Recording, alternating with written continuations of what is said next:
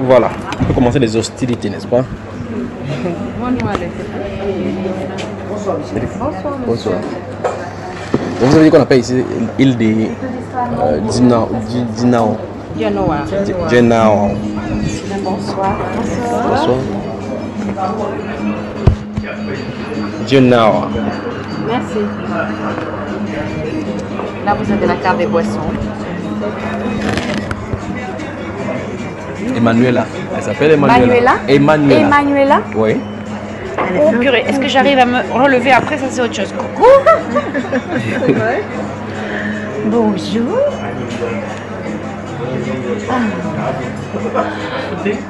Elle a quel âge? 4 mois. Vous avez envie de viande ou de poisson? Vous voulez pas regarder déjà un peu la carte avant que je vous conseille? Poisson ou crevettes?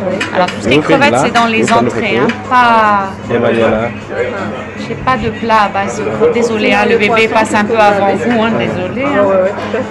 Est-ce que vous avez un poisson? En poisson, si vous voulez du poisson entier, on a la sole ou le tchof. La sole? Oui.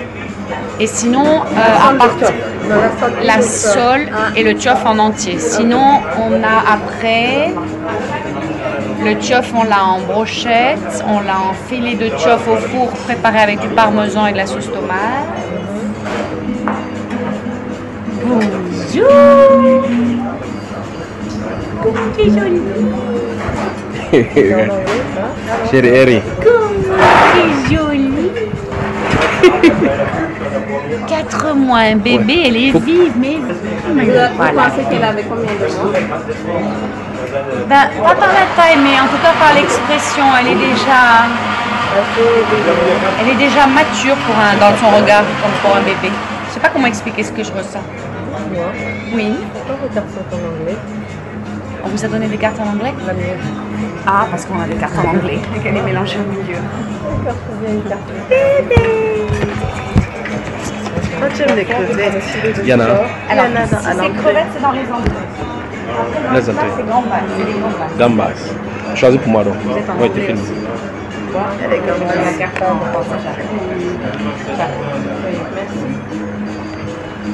Très bien, la salade de chèvre au chaud. Mon épouse, elle va choisir pour moi. Est-ce que ça se boire déjà? Il y a quoi, chérie? Ah, pour boire. Plat, s'il vous plaît. Il y a un jus de fruits naturel. Un jus de fruits naturel, il y en a. Orange, citron, pamplemousse. Orange, citron. C'est ce qui est. Ah, parce que j'ai vu jus de gingembre. Ah, pardon, je pensais que vous dites pressé. En local, on a le bissap ou le gingembre. C'est l'orange pressé, non, je sais pas. Ah, pamplemousse aussi. Pamplemousse, oui, pour moi. Tu me prends quoi comme nourriture? L'entrée, crevettes. Comme tu aimes tellement les crevettes, il n'y en a pas? Si, c'est juste que je prends que les boissons d'abord. Après, on prend la commande. Ok, donc pamplemousse pour moi. Orange. Orange. Orange. Muscadet. D'accord.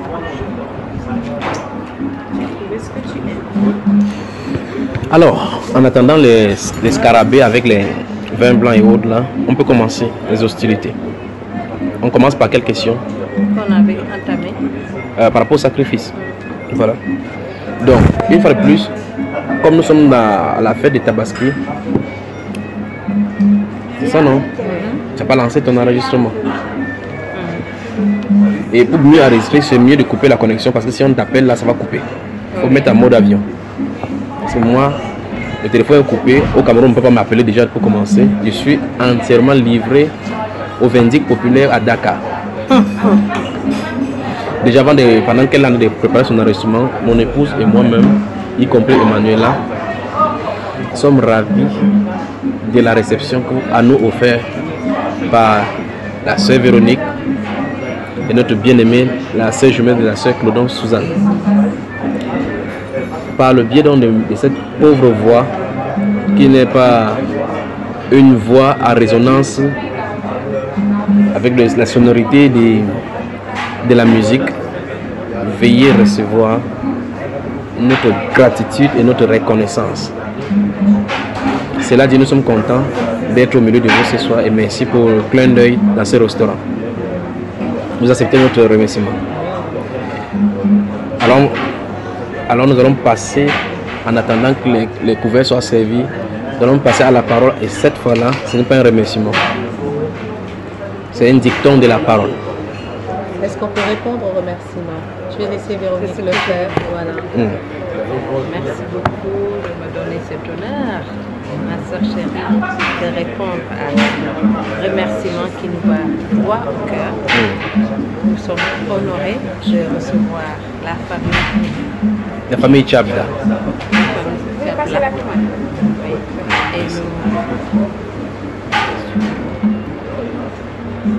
Et Tu suis ici? Je laisse le temps de prendre la commande pour nous continuer. Je fais un peu de Tu es contente. Elle est contente. Oui, Elle est contente. Tu vois, elle-même elle exprime sa joie. Ah oui. N'est-ce pas? Ben voilà. C'est comme ça que mon Ouais. fils est à la porte. Vous entendez là, Emmanuela, elle-même, elle est contente d'être à Dakar au Sénégal. Voilà.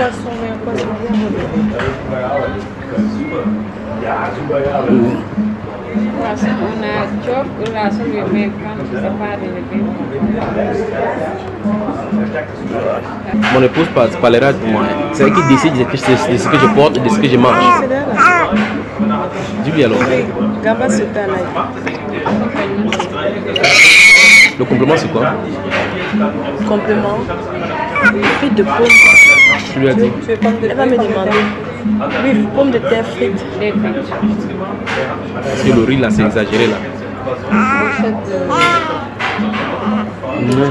Il y a la Bible dans ton téléphone. Ah ben oui, c'est bien. Ça veut dire que tu vas, quand il faut déjà lire. Crevettes et gourgettes. Emmanuel, tu as entendu comment elle a crié là pour dire qu'elle était contente.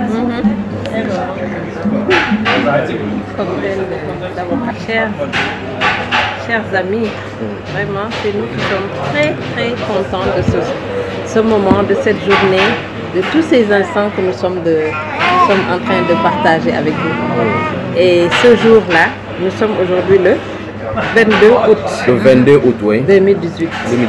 Rappelez-vous bien de cet instant. Ouais. À Dakar au Sénégal. Gravé dans nos cœurs, Amen. gravé dans nos esprits. Ce 22 août 2018 ne ressemblera plus à un 22 août qui va venir après ou qui est passé. Amen. Il est unique. Pourquoi il est unique? Parce que vous nous avez donné votre cœur, vous nous avez donné d'entrer à nouveau, de naître de nouveau en Christ. C'est pour ça, c'est un 22 août particulier, c'est un 22 août magnifique vraiment dans tous les sens. Amen. Je parle avec beaucoup d'émotion parce que Mimi, je l'aime beaucoup, je la respecte beaucoup et elle me le rend de façon particulière. Donc ce soir, surtout qu'on est avec votre fille qui d'ici quelques années sera encore témoin de ce jour puisqu'on va la voir grandir, elle va nous voir grandir en Christ et ça va être vraiment très magnifique. Donc merci, merci, merci du fond du cœur. Que Dieu continue de mettre ses saintes mains sur votre vie de couple, votre vie de fidèle, de disciple de Jésus-Christ. Amen. Merci. Merci. Merci beaucoup. Mimi, tu veux... Non, tu veux la parole, je n'ai rien à rajouter, tu as tout dit. Alors moi, ce que je pourrais compléter, c'est que dire merci pour moi, c'est, en tout cas vous dire merci, c'est banal.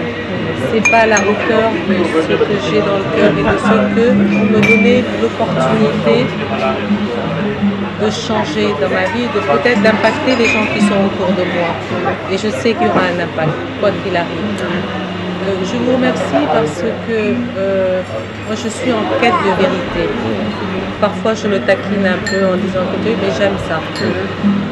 J'espère juste pouvoir, et puis avec Véronique, continuer Écoutez les anciens. à marcher dans la sainteté, continuer à voir que Dieu nous donne de pouvoir mettre en pratique ce qu'il nous demande. Amen. Voilà, c'est l'espoir que j'ai. Et puis, il n'y a que Dieu qui peut vous remercier.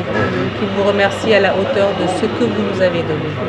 Voilà. Et on sait que c'est par sa grâce, tout va au Seigneur. Mais il les a passés, vous avez été un outil. Donc, cela se répercute sur vos enfants, sur votre descendance. Il profite aussi pour retransmettre cette même bénédiction à ceux qui ont rendu ceci possible. Parce que, comme vous avez constaté, le Seigneur suscite des gens dans le monde entier qui payent les billets de notre déplacement chaque fois. Et donc, ces âmes que vous êtes et que le Seigneur permet qu'on touche, n'a été possible que comme nous sommes déplacés. Et nous sommes déplacés également grâce à eux. Donc, puisque le Seigneur s'est souvenu d'eux et bénit chaque personne qui a permis que nous soyons là. Donc, nous sommes seulement les instruments, chacun pour sa part, chacun à son niveau. Enfin, fin de compte, toute la gloire revient au Seigneur Jésus. C'est là dit Genèse chapitre 22. Parce que la question posée sur. Je crois que ce serait bon de mettre cela. Ah, tu as la Bible là aussi? Non. Je vais être dans chapitre 22. Chapitre 22 de Genèse. Je veux que nous lisions d'abord les Saintes Écritures là-bas. Et puis on va lire ce que le Coran en dit. Et on va entamer le sujet. Parce que là, aujourd'hui, nous fêtons la Tabaski, qui est l'immolation, la fête de l'immolation. Et donc on va voir de quoi il est question. Une fois de plus, ceci va nous mettre. Et à chaque fois, comme vous allez voir, chaque sujet, comme on appelle théologique, chaque grand thème de la Bible, lorsqu'on va développer du côté musulman, vous allez voir effectivement que ça prend des sens contraires. Voilà. Chapitre 22, verset 1 à 5. Alors, après ces choses, Dieu mit Abraham à l'épreuve et lui dit: Abraham, il répondit: me voici. D'accord. Après ces choses, Dieu mit Abraham à l'épreuve et lui dit: Abraham, et il répondit: me voici.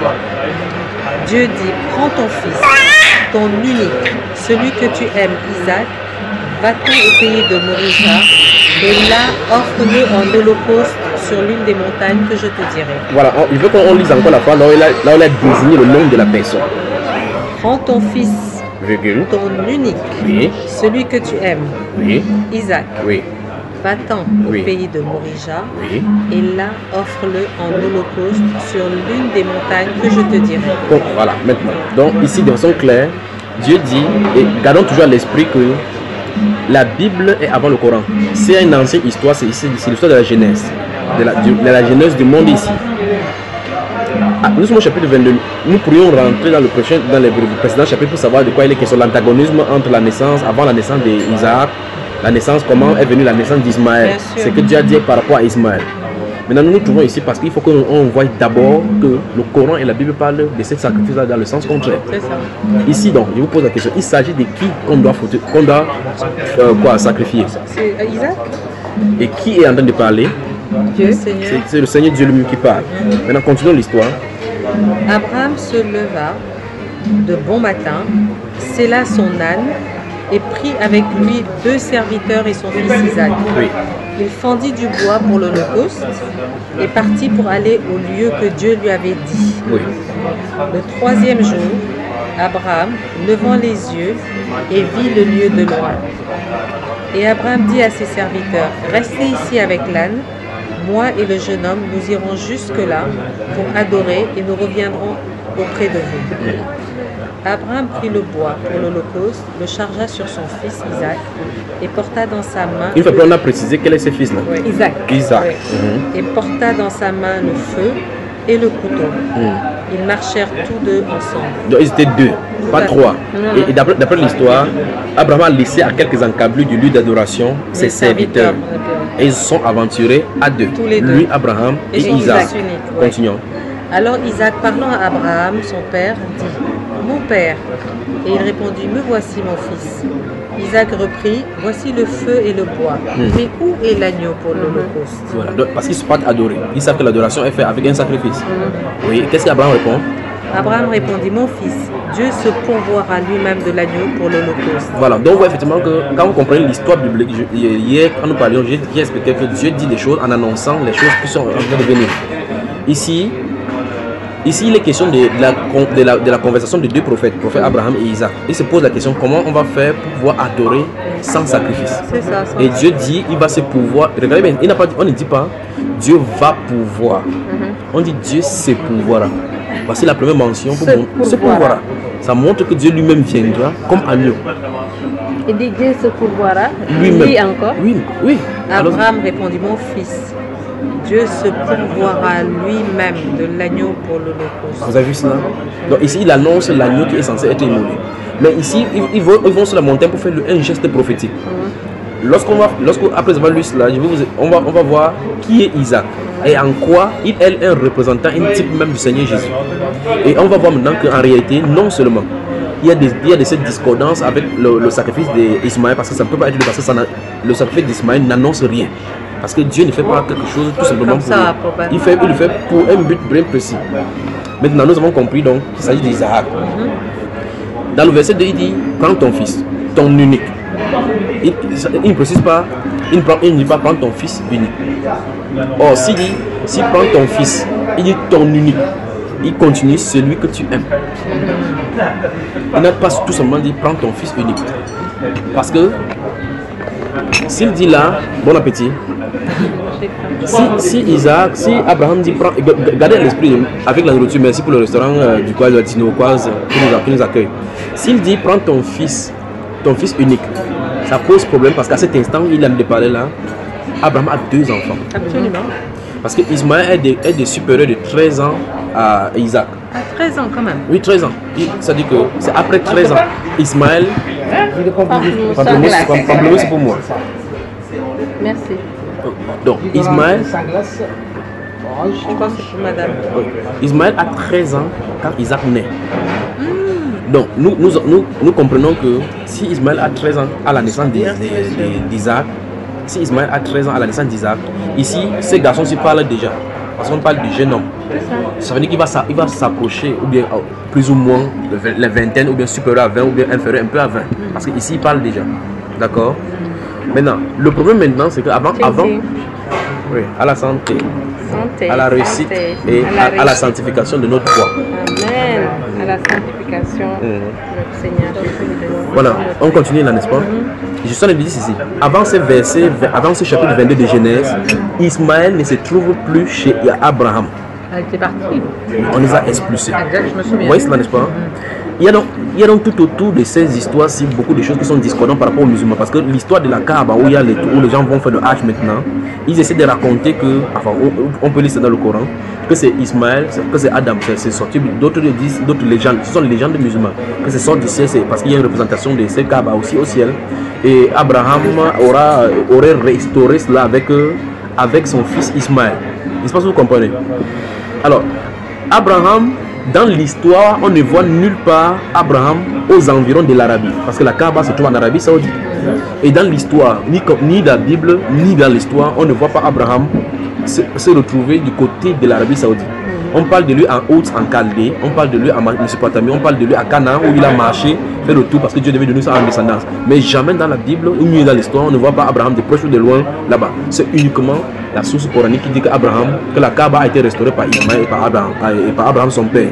Or, depuis le chapitre 16, 15, 16 et autres là-bas, depuis le chapitre 14, Abraham s'est séparé de son fils en l'éloignant. Parce que la Bible est claire, le fils de la femme esclave n'héritera pas avec le fils de la promesse. C'est pour ça qu'il y a cette antagonisme entre Ismaël et Isaac. Mais dans le plus grand, c'est ceci. C'est que les musulmans mentent en disant que Ismaël et Abraham ont construit la Kaaba, ont restauré la Kaaba du moins. Ismaël et Abraham. Or, ici, on voit effectivement qu'il y a eu une séparation avec Abraham. D'accord? Et la suite de l'histoire continue seulement avec Isaac, jusqu'à ce qu'il meure, il passe le relais à Isaac, et que Dieu continue avec Isaac maintenant. L'autre chose, c'est le Coran essaie de coller à Ismaël le titre de prophète. Tout à l'heure, nous allons voir pour le cas d'Ismaël. Alors que la Bible ne l'appelle jamais prophète. Ils sont deux. Il y a Isaac, il y a Ismaël. Isaac est prophète, Ismaël ne l'est pas. Isaac lui-même aura 2 enfants, les jumeaux, Jacob et Ésaü. Jacob est prophète, Ésaü n'en est pas. Donc au titre, c'est pour ça que le Mohammed n'est pas un prophète au titre de la Bible, au même titre que les autres prophètes. Or, ils collent les prophéties à n'importe qui. Ils appellent n'importe qui prophète parce qu'ils essaient de s'écoller pour pouvoir greffer leur authenticité sur celle de la Bible. Voilà. Cela dit, on résume d'abord avant d'avancer. Dans Genèse 22, il est question du sacrifice d'Isaac. Et nous allons voir dans la suite que Isaac, comme un fils unique, Jésus-Christ est appelé fils unique. Pas fils unique du fait qu'il serait unique à son père, pas du fait de la prééminence du choix de Dieu. Parce que fils unique, d'après le Seigneur, ne veut pas dire que c'est l'unique enfant. Voilà. C'est par rapport à la prééminence du choix souverain de Dieu pour pouvoir faire une œuvre. Alors la Bible déclare, Dieu a tant aimé le monde qu'il a donné son fils unique. Or, quand on dit fils unique, on parle du Christ là. Or, avant Christ, Adam était appelé fils de Dieu, Seth était appelé fils de Dieu. Donc, si on dit fils unique et qu'il y a d'abord eu des fils avec Jésus, avant Jésus, ça suppose qu'on ne parle pas de fils en termes de nombre, mais en termes de la prééminence du choix du souverain du Seigneur. Maintenant, permettez-moi de lire dans la sourate 37, les rangées. Dans la sourate 37, les rangées, tu as le Coran aussi là. Tu m'as dit que tu l'as téléchargé hier. Est-ce qu'il était téléchargé? Oui, on a téléchargé hier. Oui. Ah ben c'est bien, donc prends donc le Coran toujours toi, la lectrice de la soirée. On va savoir aussi. Sourate quoi? Je vais où en fait? Dans le truc vert là? En haut? Oui. Les sourates vont défiler là, tu as vu? Verset coranique, c'est ça? Voilà. Non mais là, sors. Vraiment? Oui. Clique. Voilà les sourates, non? C'est ça, non? Il y a sourate 1, sourate 2, sourate 3. Oui, tout à fait. Voilà. Alors dans les sourates, est-ce que tu es sur ça de prendre là? Oui, non, j'attends que vous commencez à parler avant de... Non, il faut prendre une fois. Sinon tu vas prendre les trucs, il faut prendre ça quoi? Sinon, sinon tu m'époses. Le volume, oui, non, ça. le volume n'est pas très grand. Je voulais dire, non, vas-y, mets play. Tout ça c'est bon. Ça ne pèse pas, d'accord? Alors on y va, sourate 37. Sourate 37. Ça c'est les sourates, les titres, c'est les rangées. Les rangées. Nous allons lire le verset 100 à 100. Prenons le verset 100 à 103. Verset 100.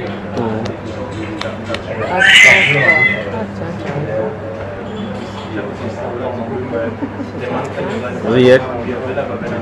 Comment tu fais pour...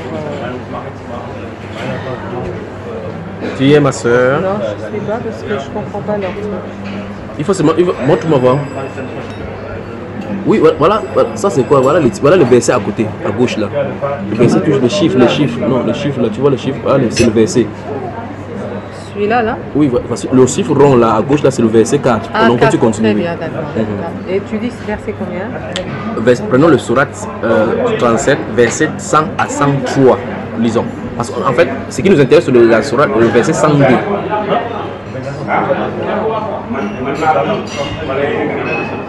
Verset 102, hein? Oui.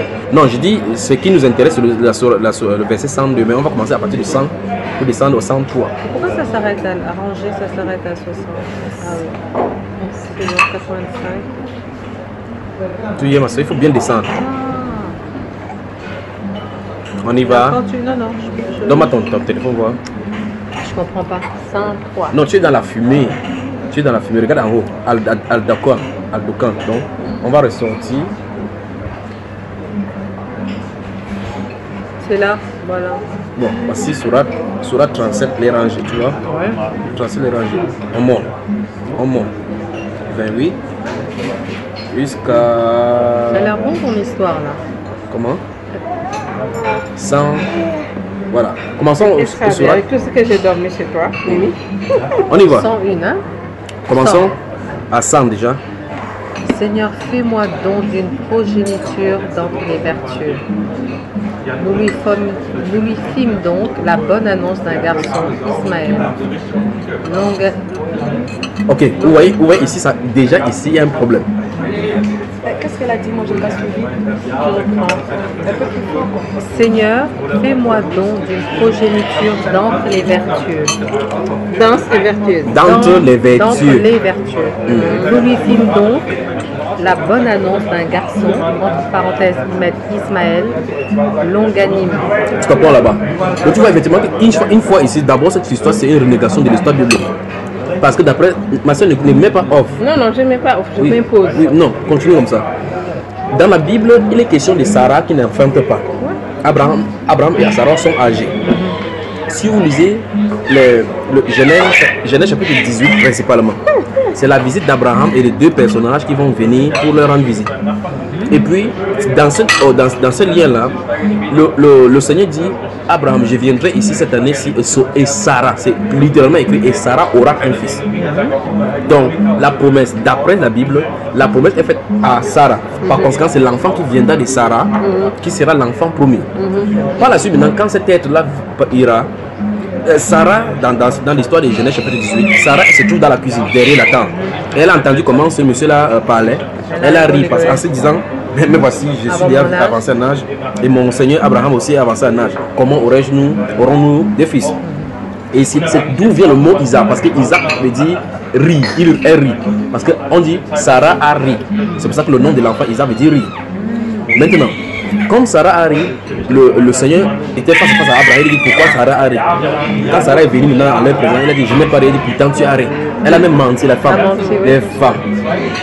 Elle a menti devant le Seigneur. Le Seigneur parle à Abraham en disant qu'elle a ri, qu'elle n'a pas ri. Pourtant elle a ri. Mais plus tard donc, puisque la patience, comme tu parlais de l'impatience, le temps d'attendre que cette manifestation vienne à l'œuvre, elle se disait que non, c'est sûr que c'est pas la servante. C'est là où elle pousse la servante Agar entre les bras d'Abraham, d'où vient la naissance d'Isaac.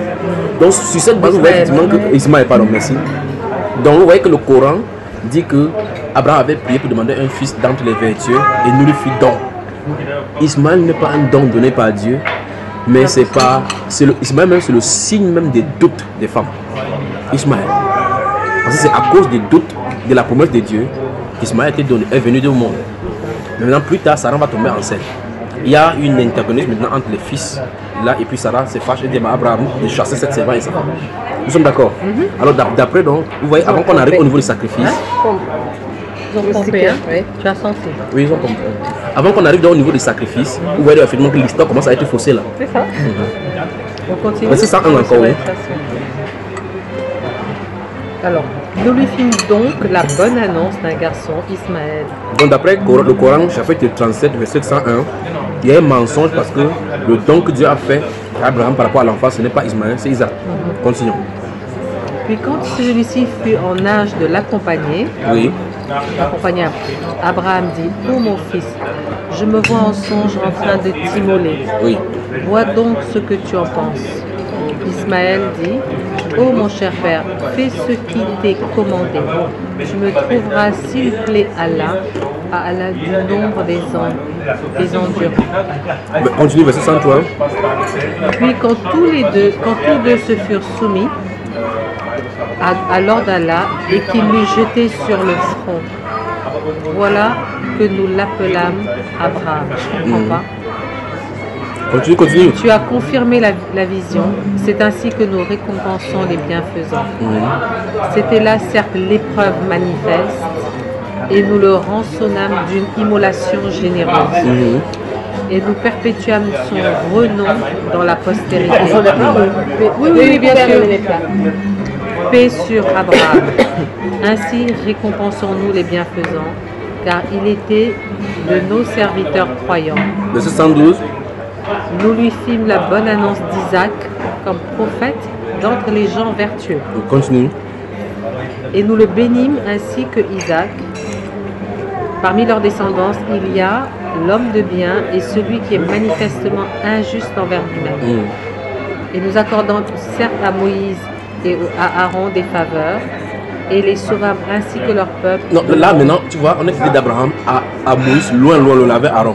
Alors qu'après Abraham, il y a Isaac, il y a Jacob, il y a les 12, il y a le problème de l'histoire de Joseph, ainsi de suite. Il y a au moins 1500 ans. Ils viennent de sauter là, ça fait 1500 ans qu'ils ont sauté. Mais tu as entendu ce que Cheikh Hadia propose? Oui. C'est une synthèse. Non, ça, c'est pas une synthèse. Parce que cette histoire, ça va revenir encore quelque part dans notre Coran. Le Coran, donc, c'est un peu comme quelqu'un qui a déménagé. Il a ramassé les choses du salon, les choses de la cuisine, les choses de derrière, les choses de la douche, venir verser quelque part. Il va falloir maintenant fouiller pour classer chaque chose à son endroit. Vous comprenez ce que je dis, n'est-ce pas? Voilà, c'est ça le Coran. Maintenant, le verset 102 nous dit que l'histoire des sacrifices d'Isaac, l'histoire des sacrifices dont on trouve dans la Bible, c'est plutôt celui d'Ismaël. Et vous voyez effectivement clairement ici que vous ne pouvez pas concilier les deux. Parce que c'est que les musulmans sont perpétués en vertu du fait que Abraham a voulu immoler Ismaël. La Bible explique clairement qu'il s'agit d'Isaac. Et le Nouveau Testament vient parler encore de cela par rapport au sacrifice d'Isaac. Parlant d'Isaac, parce que Isaac était un fils promis. il fallait que le Fils vienne par parole. De la même façon, Christ était la parole parlée. Maintenant, rentrons dans Genèse. Genèse, que de la minerve. Genèse chapitre 12. Genèse chapitre 12. Lisons à partir du verset 1. L'Éternel dit à Abraham, va-t'en de ton pays, de ta patrie et de la maison de ton père, dans le pays que je te montrerai. Je ferai de toi une grande nation et je te bénirai. Je rendrai ton nom grand et tu seras une source de bénédiction. Je bénirai ceux qui te béniront et je maudirai ceux qui te maudiront. Voilà. Là, Les familles de la terre seront bénies en toi. en toi, voilà. Voilà la parole de bénédiction qui va être récupérée par les musulmans. Maintenant, ici, Dieu donne la promesse à Abraham que toutes les familles de la terre seront bénies en toi. Maintenant, quand Abraham va quitter la scène, cette même parole sera répétée à Isaac, sur Isaac. Ça veut dire que c'est Isaac qui porte la sémence et bien la promesse de la bénédiction, pas Ismaël. C'est ce qu'on va voir maintenant. Alors, chapitre 16. Qui porte la... C'est Abraham, ici la promesse a été faite à Abraham. Et par la suite, quand Isaac viendra sur la scène, c'est Isaac, Dieu va réitérer cette même promesse à Isaac. C'est donc pour cela que la Bible n'appelle jamais Dieu d'Abraham, Dieu d'Ismaël. Dieu dit jamais ça. Pourtant, d'après le plan de Dieu, c'est là où vous comprenez le pourquoi de la prééminence. Normalement, s'il fallait considérer plutôt le premier chip des droits d'aînesse, on citerait plutôt Ismaël. Mais la Bible déclare Dieu d'Abraham, d'Isaac et de Jacob. On ne cite jamais Ismaël là-dedans. Jamais. Parce que la promesse ne passe pas par la lignée d'Ismaël, mais par la lignée d'Isaac. D'accord? Maintenant, alors, Genèse chapitre 16, à partir du verset 1, lisons doucement, à partir du verset 16. Sarai, femme d'Abraham, ne lui avait point donné d'enfant. Voilà, c'est l'histoire là maintenant. Elle avait une servante égyptienne nommée Agar.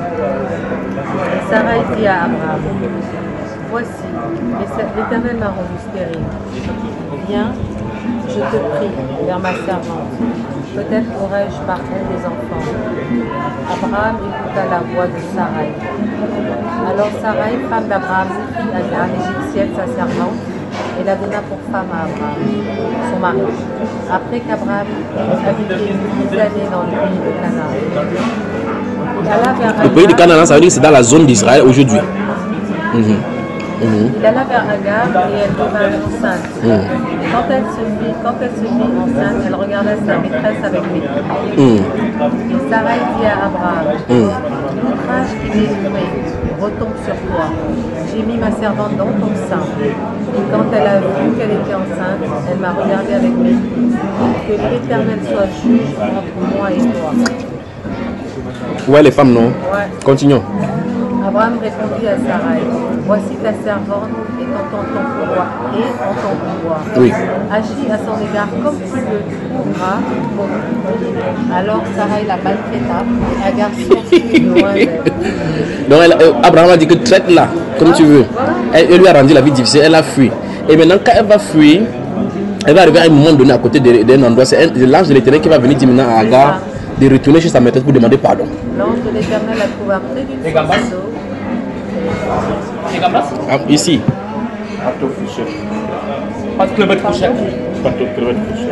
Gambas. Merci. Merci. Et gambas. Oui. Merci. Ah, tu nous attendais? Oui. Merci. Bona. Ma soeur Lili. Et puis à Agar,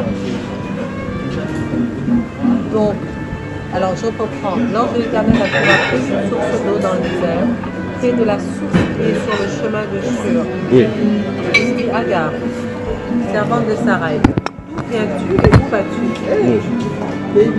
Elle répondit, je suis loin de Sarai, ma maîtresse. L'ange de l'Éternel lui dit, retourne vers ta maîtresse et humilie-toi sous sa main. Oui. Et dis-lui, humilie-toi sous sa main. L'ange de l'Éternel lui dit, je multiplierai ta postérité. Voilà, gardez bien l'esprit maintenant. Ça, c'est la promesse maintenant. Merci. Non, allez-y. C'est la promesse faite à Oui. Crevette. Oui, allons-y, ma soeur Lili. pendant qu'on m'habille. L'ange de l'Éternel. Yeah. L'ange de l'Éternel lui dit, je multiplierai ta postérité, elle sera si nombreuse qu'on ne pourra la compter. Oui. L'ange de l'Éternel lui dit, voici, tu es enceinte, et tu enfanteras un fils à qui tu donneras le nom d'Ismaël. Oui. Car Donc, l'Éternel- donc, à cet instant, quand Sarai chasse la servante, sa servante se trouve être enceinte. Donc elle part avec la grossesse. Ah D'accord. Elle va rentrer à la maison maintenant, c'est simuler, elle va accoucher. C'est par la suite maintenant qu'on va encore la chasser définitivement. Voilà, parce que moi je suis Donc elle a eu 2 enfants avec Abraham alors. Non, pas 2 enfants. C'est cet enfant-là, c'est l'histoire dont on a raconté. 2 fois. Elle est partie 2 fois. Non, la première fois, c'est qu'on a menacé. C'est ça. Elle a vu que c'était fort, elle a fui. Oui. L'ange de l'Éternel lui dit, voici, tu es enceinte. Et tu Où sont tes gambas? Les voici, c'est gambas. Non, elle a commandé aussi. Non, c'est pour moi. J'ai commandé ça pour lui parce que ça c'est ce qu'il aime. Et toi, tu as commandé quoi? Faites au spaghetti. Ok. Voici, tu es enceinte et tu enfanteras un fils, Oui. et tu donneras le nom d'Ismaël. Car l'Éternel t'a entendu dans ton affliction. Donc ça veut dire qu'Ismaël veut dire qu'il l'a entendu. Il sera comme un âne sauvage. C'est là le vrai problème. Voici la nature donc des musulmans. Ah, non mais c'est pas moi qui dis, ne commence pas comme ça. Il sera comme un âne sauvage. Oui. Sa main sera contre tous. Oui. Et la Sa main fera Contre tous. Oui. Et la main de tous seront contre lui. Il Voilà. habitera en face de tous ses frères. Oui. Alors d'après ce qu'on voit là, on voit effectivement la prophétie dans la position des musulmans. C'est encore plus profond. Mais continue, il y a la chasse là-bas avec sa cueillette. Allons-y. Elle appela Atta, El-Roi, Atta El-Rai. El-Roi, Le le lieu. nom de l'Éternel qui lui avait donné. Car elle dit, ai-je rien vu ici après qu'il m'a vu? Je comprends pas. La Bible est intéressante, non? Non, elle appela Atta, elle C'est le lieu où l'ange de l'Éternel s'est révélé à elle. Atta El-Rai. Elle. C'est qui? Elle, là, C'est Agar. Sarah, Agar, pardon. Agar, parce que c'est Agar qui a conversé avec l'ange de l'Éternel. Elle appela Atta El-Roi, le nom de l'Éternel qui lui avait parlé. Car elle dit, ai-je rien vu ici après qu'il m'a vu? C'est pourquoi l'on appela ce puits le puits de Laché Roy. Lâchez El-Rai. Voilà, Laché Roy. Il est entre Kadès et Barès. Agar enfanta un fils à Abraham. Et Abraham donna le nom d'Ismaël, le fils d'Agar, que Agar lui enfanta. Oui. Abraham, âgé de 86 ans, que Agar enfanta Ismaël à Abraham. Ça, c'est la datation. De combien? 86 ans. Donc, 86 plus 13. Non, 86 ans. Plus 13 après. Il y a plus 13 ans maintenant. 86 ans, plus 13 ans. Il y a 99 ans. Wow! Tu vois ça? Non, il y a 99 ans quand Oui. Isaac est né. C'est pas fini, hein? On va au chapitre 17. Lisons doucement. En mangeant, tout en mangeant. Je vais faire manger un peu d'abord. On mange. Non, c'est brillant. Quel verset? Le petit verset 1, c'est la suite. Lorsque Abraham fut âgé de 99 ans, Voilà, nous y sommes maintenant. l'Éternel apparut à Abraham et lui dit, je suis le Dieu Tout-Puissant, marche devant ma face et Il soit intègre. J'établirai mon alliance entre moi et toi, Oui. et je te multiplierai à l'infini. Abraham tomba sur sa face, je ne sais pas ce que ça veut dire. Et Dieu c'est prosterna. Ah ok. Et Dieu lui parla en disant, Écoutez, voici mon alliance. attendez d'abord. Nous sommes au chapitre 17. Ismaël est déjà né. Nous nous trouvons maintenant à 99 ans. Donc Ismaël est déjà là. Allons-y maintenant avec l'alliance. Voici mon alliance Oui. que je fais avec toi. Tu deviendras père d'une multitude de nations. On ne t'appellera plus Abraham. Abraham. On t'appellera, mais ton nom sera Abraham. Parce que maintenant, Abraham veut dire père d'une multitude de nations. Abraham veut dire père d'une multitude de nations. Car je te rends père d'une multitude de nations. Je te rendrai fécond à l'infini. Je ferai de toi des nations et des rois sortiront de toi. Stoppons là-bas. Des rois. Des rois sortiront de toi. Lorsqu'il parle, Ismaël est déjà sorti. Donc nous voyons effectivement que la promesse ne le concerne pas. Pas vrai? Oui. Continuons. Je te donnerai et ta descendance après toi le pays que tu habites comme étranger, tout le pays de Canaan, en possession perpétuelle, et je serai leur Dieu. Donc on va faire une fois de plus que Ismaël est écarté. Parce que ici il est en train d'habiter et Dieu dit que ta descendance après toi. Donc Ismaël est déjà une descendance qui est là. Continuons. Pourquoi tes descendants après toi? Quand il m'a quitté la scène, non? Voilà Israël aujourd'hui, le pays d'Israël à qui il a donné. Dieu dit à Abraham, toi tu garderas mon alliance, toi et tes descendants après toi, selon leur génération. C'est ici mon alliance, que vous garderez entre moi et vous, tout mal, et ta postérité après toi. Oui. Tout mal parmi vous sera circoncis. C'est pas seulement ça. Vous vous circoncirez, et ce sera un signe d'alliance entre moi et vous. Oui. À l'âge de 8 jours, Écoutez bien. tout mal parmi vous sera circoncis. On s'arrête d'abord là-bas. Donc, d'après ce qu'il a, Ismaël est éliminé. C'est 13 ans après sa naissance que Dieu vient donner l'alliance, le signe de l'alliance. Donc, ça veut dire que c'est le fils qui a l'alliance, qui a les promesses et qui a la certitude d'être dans la lignée. Or, Ismaël a déjà 13 ans. En fait de compte, c'est ces jours-là même qu'Ismaël sera circoncis. Or, c'est après donc, la première personne qui reste, même pas Abraham ne respecte pas cette alliance, parce que lui, il a dit, tous ses serviteurs mâles, comme on va voir par la suite, seront circoncis. Ismaël y compris, c'est circoncis à 13 ans. Alors que Israël et Isaac sera le premier à être circoncis à 8e jour. C'est lui seul qui entre dans l'alliance. Donc, seul Isaac respecte l'alliance de Dieu. Et par conséquent, il entre dans l'alliance. Continuons, ma soeur. Alors, à l'âge de 8 jours, tout mal parmi sera circoncis selon vos générations. Qu'il soit né dans la maison, qu'il soit acquis à prix d'argent de tout fils d'étranger, sans appartenir à ta race. Donc d'autres personnes en réalité. Oui. On devra circoncire celui qui est né dans la maison et celui qui est acquis à prix d'argent. Et mon alliance dans sera, les esclaves. C'est ça. Et mon alliance sera dans votre chair, une alliance perpétuelle. C'est pour ça qu'on parle de la circoncision des plus. C'est l'alliance, oui. Donc, vous voyez effectivement que la majorité des musulmans ne sont même pas circoncis, ils ne se circoncisent pas. Qui? Les musulmans. Circoncis? Ils ne se circoncisent pas pour raison médicale, pas pour raison de la Bible. Parce que ce n'est pas prescrit chez eux. Alors, allons-y. C'est une prescription. Un mâle incirconcis qui n'aura pas été circoncis dans sa chair sera exterminé du milieu de son peuple. Il aura violé mon alliance. Dieu dit à Abraham, tu ne donneras plus à Sarai ta femme le nom de Sarai, mais son nom sera Sarah. On arrête, une princesse. Donc, de deux choses. Il y a beaucoup de choses qui sont en train d'être expliquées. Abraham s'appelait Abram lorsqu'il a engendré Isaac. Lorsqu'il a engendré Ismaël. Mais pour qu'il engendre Isaac, on a changé son nom. Pour que Isaac vienne sur la scène, le nom de Sarah a été changé. Et le nom d'Abraham aussi. Oui, le nom d'Abraham. Le nom d'Abraham, le nom. Donc, effectivement, que plusieurs choses commencent à. La dichotomie commence à pousser au centre de l'honneur Isaac. Non seulement, il est le seul qui sera né et entrera dans l'alliance. Il est dans le ventre de son père, encore quand Dieu a parlé de l'alliance avec son père. Son père, son nom sera changé avant qu'il vienne en action. Le nom de sa mère sera changé pour montrer effectivement que c'est une nouvelle façon qu'elle d'avancer. Or, Ismaël est déjà né. Continuons. Je la bénirai et je te donnerai d'elle un fils. Oui. Je la bénirai. Oui.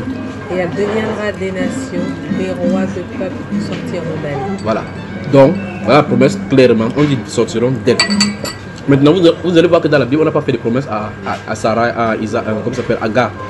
Non, ok. C'est Sarah qui a pris la servante pour mettre la balle de son propre gré. C'est ça. Isaac, comment il s'appelle, Ismaël, est venu selon la volonté et l'impatience d'une femme pour perturber la famille.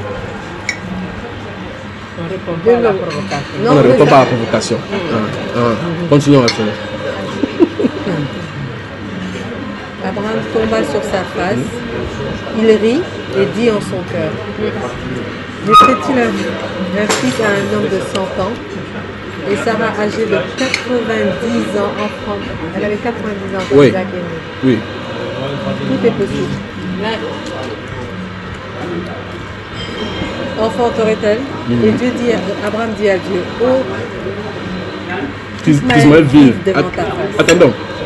Dans cette conversation, on voit effectivement qu'Abraham lui-même a douté. Abraham a douté. Quand Dieu en est de parler, celui qui enfantera de toi, il naîtra de toi, il dit, oh, qu'Ismaël vive devant ta face. Lui, c'est là la Bible. Il se croyait que Dieu parlait d'Ismaël. Oui, forcément, puisqu'il ne peut pas, lui. Justement, parce qu'il sait qu'il n'a pas d'enfant. Il ne peut pas. Oui. Et encore même pas lui, parce que lui, à son âge, il a fait avec Aga est jeune. Parce que comme Dieu a mangé, parce que Dieu lui a dit de façon spécifique que je te donnais d'elle un enfant. Là, peut-être Dieu a dû faire l'erreur. Il dit non, qu'Ismaël vive devant ta face. Il veut demander, est-ce que tu parles d'Ismaël, Seigneur? Maintenant, suivons bien ce que Dieu a dit d'Ismaël. Allons-y. Abraham dit, Dieu dit, certainement Sarah, ta femme, t'enfantera un fils. Il faut que je mette moi aussi en mode... Les gens commencent à perturber, n'est-ce pas? C'est quoi ça? Tu manges bien. Mets-la comme ça. Ah, la petite. Bon appétit. Merci. Tout se Oui, passe très bien. Merci. Merci. Mon poisson est bon. Tu peux goûter? Ah oui, vas-y, c'est vraiment bon. C'est quoi? C'est du thon? Non, c'est du chof, chérie. C'est du chof. Tu veux goûter? Non. C'est du chof. Ce mélange-là va faire un peu sentir son goût. Allons-y. Tu peux goûter pour savoir. C'est ce mélange qui a amené Ismaël et Isaac. Laisse. Abraham dit, Dieu insiste, certainement Sarah, ta femme, t'enfantera un fils, tu l'appelleras du nom d'Isaac. J'établirai mon alliance avec lui comme une alliance perpétuelle pour sa postérité après lui. Je crois très bien que ici on ne peut plus clair. Donne-lui une trouvaille. Voilà. À qui? Tu veux demain? Oui, tu veux bien? Oui. Tu veux? Oui. Tu manges pas? Non, souvent elle dit qu'elle n'aime pas ce qu'elle mange. Elle l'aime pas. Elle allait. C'est une histoire de femmes mélangées quoi. On mélange Abraham là. Elle allait. On allait. Alors, donc jusque là on comprend ici de façon plus spécifique. Dieu dit clairement que son alliance est avec qui? Avec qui? Avec l'enfant. Non, il donne un fils, Isaac, et j'établis mon alliance avec lui. Maintenant, tant à ce qu'il y a des arts d'Ismaël. À l'égard d'Ismaël, oui, j'étais exaucé. Oui. Voici, je le bénirai, je le rendrai fécond, je le multiplierai à l'infini. Oui. Il engendra 12 princes. Oui. Et je ferai de lui une grande nation. Oui. Parce qu'Ismaël. Donc, pour expliquer l'imagination, il a parlé de l'expansion de la nation ismaélite sans mettre l'alliance avec eux. Tu vois ça, ma soeur? Donc, pour Ismaël, il n'y a pas d'alliance. Mais il a dit de façon. Mais continuons. J'établirai mon alliance avec Isaac. Oui. Isaac il revient maintenant sur Isaac. Donc, il a dit, parce qu'il a dit qu'Ismaël vive devant ta face. Il pensait que Dieu pouvait tuer Ismaël. Parce qu'Ismaël n'est pas selon la volonté de Dieu. Il dit non, pour lui, il va vivre. Je vais le bénir. Il aura 12 princes comme roi. Il aura des nations. Il va sortir. Mais mon alliance, de façon spécifique, mais mon alliance avec Isaac. J'établirai mon alliance avec Isaac. Sarah t'enfantera à cette époque-ci de l'année prochaine. Voilà. Dieu est incroyable. C'est précieux. Alors maintenant, ici donc ça devient on ne peut plus clair que toute tentative musulmane d'usurper la place d'Isaac n'est que peine perdue parce que les livres historiques disent, la Torah le dit, Genèse le dit. Non, mais comme ils disent qu'on a falsifié que ça aussi, on a vu le falsifier. Qui a falsifié? Puisque la Torah que les Juifs ont, on n'a pas touché depuis. C'est comme ça que c'est écrit. Non, il dit que. Tu n'as pas entendu le gars? Non, il parle de l'évangile. Il parle de l'évangile. Non, quand tu as parlé de trucs et qu'il a demandé où tu avais pris ta référence de. C'était Isaïe. Non, votre musulman, votre imam ne connaît pas. Je suis en train de dire ceci. Les musulmans disent que les chrétiens ont falsifié pas la Bible totalement. Le Nouveau Testament, l'Injil, quand on a fait descendre sur eux. Pour ce qui est de la Torah, ils ne peuvent pas dire ça. Parce que les Juifs ont la Torah. Ils savent que s'ils disent ça, on va dire allez au musée de Jérusalem. Allez prendre là. Au moins pour l'évangile, ils vont dire que non, le Vatican a récupéré l'évangile. La Torah telle que nous on connaît là, se trouve chez les Juifs. Puisque les Juifs lisent la Torah en hébreu. Et quand ils lisent, si vous voyez la traduction sur l'écran, c'est la même chose comme ça. Alors, il ne peut pas dire qu'on a traduit la Genèse. Parce que, ok, un chrétien À quoi un chrétien, vous voulez dire que quel sera l'intérêt d'un chrétien de modifier, non, on peut encore comprendre, comme modifier l'histoire de Jésus dans le Nouveau Testament. Voilà, mais tu vois, l'Ancien Testament, si on dit c'est Ismaël ou c'est Isaac, quel est l'intérêt d'un chrétien de mettre Isaac? Isaac ne nous concerne pas du tout, il est longtemps loin là-bas. Tu vois cela? Ça n'a pas de sens. Il dit qu'on peut encore admettre que ce que Jésus a dit, on a fait parce que ça nous concerne. Mais quel est l'intérêt d'un chrétien d'aller modifier Isaac là-bas? Modifier les choses que Moïse a fait là-bas. Il n'y a pas d'intérêt pour nous. Donc en fait, ça veut dire que c'est une fuite en avant. Les versets du début du Genèse jusqu'à la fin montrent que Isaac est un type de Christ parce que c'est l'enfant promis. C'est l'enfant qui est promis, qui vient en un temps pour faire une alliance. Et Christ est celui qui est prévu, on dit que c'est l'agneau de Dieu prédestiné avant la fondation du monde, manifesté en son temps. Donc Isaac est un type de Jésus. Maintenant, on va aller l'immoler comme sacrifice. C'est ce qu'Abraham, on a vu dans le chapitre 22. On va aller l'immoler comme sacrifice. Celui qui est l'amour propre du Père doit être donné en sacrifice. C'est le type de Jésus. Tu vois ça? Arrivé donc là-bas, Abraham veut le faire. On dit ok, maintenant, je voulais t'enseigner qu'en réalité, c'est un fils qui est précieux pour moi, qui sera immolé. Vous voyez cela? Donc ce sont les choses de Jésus. Maintenant, au chapitre 15, si je dis le chapitre 15, non, c'est long, je t'explique maintenant, je vous donne seulement puisque c'est enregistré, vous allez écouter cela. Au chapitre 15, Dieu va parler clairement de la crucifixion de Jésus. Juste ce que les ténèbres vont tomber exactement comme Christ était mort à la croix et puis il y a les ténèbres sur la terre. Parlant de la postérité, il dit sache que tes descendants seront en quoi? Esclaves dans une nation, mais c'est moi qui vais les délivrer avec la même puissance, ils sortiront avec des grandes richesses. Alors, pour répondre à ta question, ma soeur, la Tabaski, ils sont de suivre les démons. Ils ne suivent pas les sacrifices d'Abraham. Encore que, ils disent qu'ils suivent le prophète Issa et ils croient à tous les autres prophètes. Pourquoi de façon spécifique pour Abraham, ils prennent le cas des moutons? Ou est-ce que c'est prescrit qu'on le fait journalièrement ou bien qu'on le répète après chaque sacrifice? J'avais demandé à un imam que vous dites que Jésus était un musulman. Ils disent oui. Vous dites que tous les prophètes étaient des musulmans. Il dit oui. Il dit ok. Pourquoi de façon spécifique, Mohamed étant votre prophète, vous imitez Abraham dans le cadre des sacrifices? Pourquoi? Où est la prescription? Parce que Mohamed l'a fait, ils ont dit. Pardon? Mohamed l'a fait. Bon, Mohamed a coupé la main de quelqu'un. Pourquoi il ne coupe pas? Parce que le Coran dit que vous avez en Mohamed un modèle exemplaire. Ça suppose que chaque chose que Mohamed fait, on le fait. Mais Mohamed priait d'abord en direction de Jérusalem. Et il a tué un mouton. Qui ça? Mohamed. Oui. Il a tué un mouton. Oui. Mais le problème c'est que est-ce qu'ils font en imitation de Mohamed ou bien d'Ismaël, d'Abraham? Tu vois? Parce que le prophète l'a fait. Comme il l'a fait, on le fait. Oui, donc le prophète l'a fait en imitation à Abraham. Abraham, Oui. c'est ça le problème. Je pose la question. Je leur ai posé la question. Ok, vous dites que les prophètes, chacun vient son message, oui. Après Ismaël, est-ce que Ismaël a répété l'acte même de son propre père? Ils disent non. Est-ce que Moïse a fait ce qu'Abraham a fait? Non. Si je leur ai demandé, citez-moi un prophète après Abraham qui a fait la même chose. C'est-à-dire qui a essayé d'imiter Abraham. Ils n'ont pas pu citer parce qu'il n'y en a pas. Parce que Dieu ne s'amuse pas avec les prophètes. Un prophète vient pour faire quelque chose. Il y a comme Mohamed qu'il a fait. Ouais, c'est là. Mais la Bible dit de façon spécifique que c'est comme sacrifice, comme Christ est venu.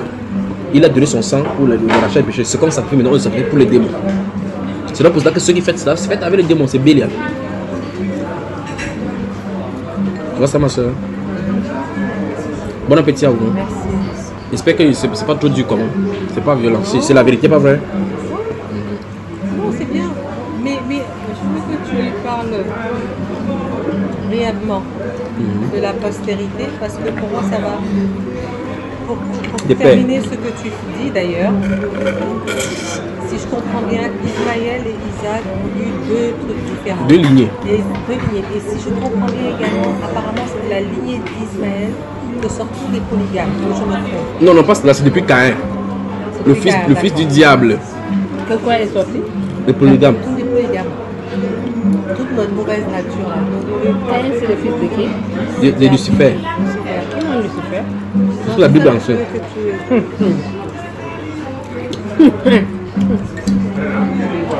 C'est ce que la Bible enseigne. D'accord. Donc le vrai problème maintenant c'est que... Mais tu sais, excuse-moi de te couper. Quand j'écoute les musulmans, quand ils te disent pourquoi Satan a... D'ailleurs, j'ai besoin de savoir pourquoi les fameux anges déçus dans Lucifer, c'est lié au fait que Dieu avait demandé à Lucifer de se prosterner devant Adam. Ça c'est l'histoire coranique. Voilà, c'est ça. Mais on a des histoires totalement différentes. C'est pour ça qu'il dit, chaque fois que nous allons Que Dieu avancer, a demandé à aujourd'hui, eux, ils appellent Satan. bon, voici ce que le Coran enseigne par rapport à cela. Dieu a créé, quand il a créé Adam, il a amené devant les anges. J'ai mis du sucre ici, quoi. Quoi? Du sucre, c'est un peu sucré. C'est Non, parce que là, c'est le sucre avec le miel. C'est la sauce avec le Vous miel. avez mis du sucre et du miel. Non, il n'y a pas de sucre. Non, c'est du miel. C'est du miel. Tu as Comment ça. poisson? Poisson, ma chérie. C'est ça qu'on a fait la sauce. Hein. C'est avec du miel. Pardon, Moi, tout j'aime le pied de la bien, femme. j'aime Ah. Votre monnaie? Tu veux mon poisson? Il peut continuer. Pas de sucre blanc. Donc d'après le Coran, Pas de sucre blanc. tu vas prendre le truc là. Sucre blanc. Tu parles de sucre blanc. Du sucre blanc. Sucre net, du miel. Continue. Alors, mes soeurs, Oui, vas-y. d'après le Coran, après que Allah ait créé l'homme, Prends le pain là. après qu'Allah ait créé l'homme, il a amené l'homme vers les anges. Il a appelé l'homme avec les anges. Il a demandé aux anges de donner le nom aux animaux. Ils n'ont pas pu donner. Ils ont dit que c'est à toi seul que tu saches. Et puis là maintenant Allah se tourne vers l'homme. Il se tourne vers l'homme et demande les noms des animaux. Et là, l'homme donne tous les noms des animaux, de toutes les choses qui arrivent sur la terre. Les anges étaient étonnés. Et maintenant Allah demande aux anges de se prosterner devant l'homme. Vous voyez, c'est un problème déjà. Que Dieu demande qu'on se prosterne devant autre personne alors que lui, il est Dieu. Et c'est Allah qui dit par la suite que à Allah seulement la prosternation, l'exclusivité. Tous les autres anges sont prosternés sauf Iblis. Iblis, regardez le mot Iblis. Oui. Et Iblis va se dresser contre Dieu en disant que lui, il est fait de feu, à partir du feu. Et celui-ci est fait à partir de la chair, à partir de la terre. À partir de l'argile, est-ce qu'il va se prosterner là? Et avec son orgueil, donc là maintenant, il sera précipité. Donc d'après l'histoire coranique, voilà là où Satan est entré. En réalité, on ne parle pas de péché dans le monde. Et lorsque vous lisez le péché maintenant, on dit effectivement que les premiers associateurs, c'est Adam et Ève. Et on dit qu'il fut parmi les perdants. Vous voyez cela, parmi les perdants. On se pose la question, si Adam et Ève étaient les premiers associés et qui à cet instant-là sont parmi les perdants, on se pose la question, qui sont les êtres où se joignent Adam et Ève pour être les perdants? Or, la Bible explique tout autre chose, que Dieu leur a pardonné et leur a donné un autre habit. Donc Dieu les a restaurés. Vous voyez cela, n'est-ce pas? Autrement dit, l'histoire de la chute du monde, biblique est différente totalement. C'est donc pour cela que l'annonce du rachat pour le péché n'a pas de sens pour les musulmans. Mais c'est ça, l'histoire de la chute du monde. Oui, c'est-à-dire comment le péché entre dans le monde. Comment le péché entre dans le monde? Non, Par moi, la jusqu'à Bible. présent, je n'ai Par pas la vu. Bible. Si on reste littéralement dans la Bible, Oui. on dit qu'il y avait un arbre que Dieu avait interdit à l'homme de manger. D'accord. C'est vrai que le Coran fait allusion à cela, mais c'est pas ça qui est le problème. Le problème, c'est qu'ils étaient là associés d'abord avant. D'accord. Ils étaient d'abord les associateurs. Il dit d'après l'histoire coranique. Mais d'après la Bible, c'est à la désobéissance de l'ordre que Dieu avait donné de manger cet arbre-là qui a amené la chute. Mais pour le Coran, le problème commence depuis avec le fait que le système ne s'est pas prospéré. Voilà. Et donc, vous voyez effectivement que les histoires sont différentes. Incroyable. Incroyable. Il dit, et je recommence encore, chaque grand thème de la Bible que vous allez aborder, les musulmans vont dans le sens contraire. Et par conséquent, le Coran et la Bible ne peuvent pas être la source d'une même personne. C'est tout. Si on avait assez du temps, on pouvait toucher le mot Allah pour montrer effectivement que Allah, en réalité, c'est une divinité qui existait avant. Divinité, le Dieu lune, qui était prêché à la Mecque depuis l'époque sumérienne. C'est donc pour cela qu'ils ont l'insigne de la lune tout autour, là-bas au-dessus. De la même façon comme les catholiques ont le soleil.